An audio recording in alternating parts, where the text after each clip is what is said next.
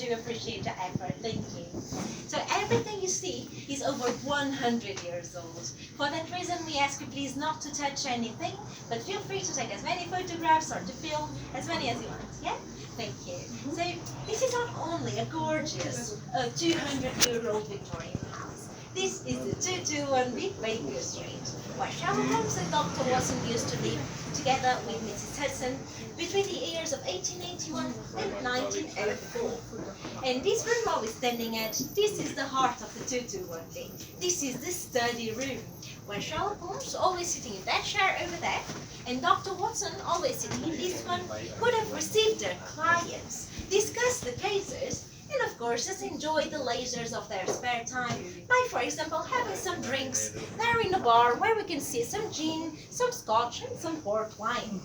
If you don't mind, I'd like to tell you a bit more about some of my favorite items, to start with this frame over here. You can see a very young and very good looking lady. She was an opera singer. Her name was Irene Adler. You might have heard of her from the scandal in Bohemia, when she became the first person to ever outsmart Sherlock Holmes, and for that reason she was referred as being the woman. Just next to her we can see the other woman in Sherlock Holmes' life. This is the bust of the Queen Victoria, and she was the reigning monarch of the era. And there in the corner, ladies and gentlemen, a violin. But this is not any violin. This is an original Stradivarius violin. It's about to celebrate 300 years old. So according to the stories, Sherlock Holmes would have he would have owned a violin, a Stradivarius violin, and he was a master playing it. And indeed, the song or the music of this instrument would have helped him to pacify the storm of ideas in his mind, so he could see the details from the cases clearer. I invite you now please to look just behind you, to the wall over there. Inside the frame you can see the shapes of the letters VR.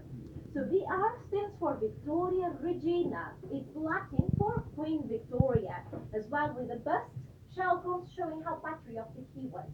But those letters, they were made just before the Musgrave ritual case, when Sherlock Holmes was actually very bored at home, as he really didn't have any case in hand yet. So out of his frustration, he decides to practice some targeting by taking this gun out of the wall and shooting the VR into the back wall. Of course, Mrs. Hudson was not very happy with the new decoration and the sounds. So I'd like to draw your attention now please to this desk over here, because this desk used to belong to Dr. John Watson. And as well over here, a very old newspaper dating back to 1881, that is precisely the year again when Sherlock Holmes and Dr. Watson came to live in the house.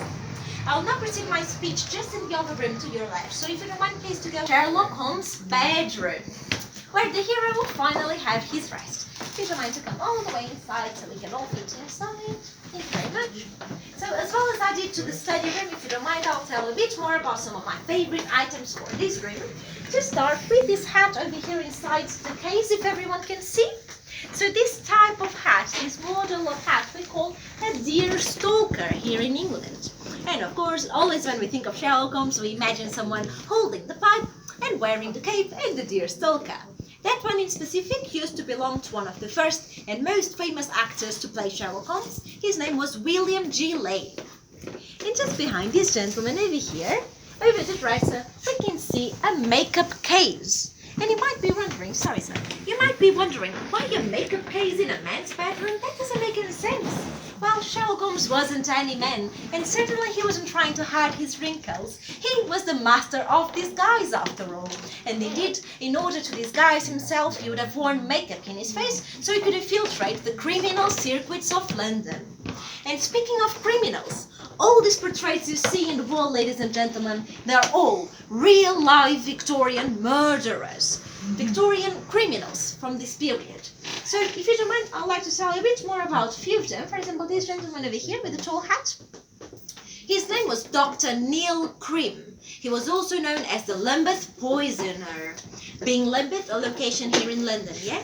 And indeed, he killed several people all over the world by poisoning them. He was as well one of the leading suspects in the Jack the Ripper case. Just underneath is Charles Peace. He was as well a murderer and a burglar. He killed his own wife. and he's actually the only real criminal to ever been mentioned in the stories of Sherlock Holmes. He was mentioned in the case of the illustrious client as being a very close friend to Sherlock Holmes. So I am finished now. Thank you very, very much for listening. If you have any questions, please do feel free to ask me. Eu também falo português, hablo um pouquinho de espanhol, if that helps anyone. I'm going to review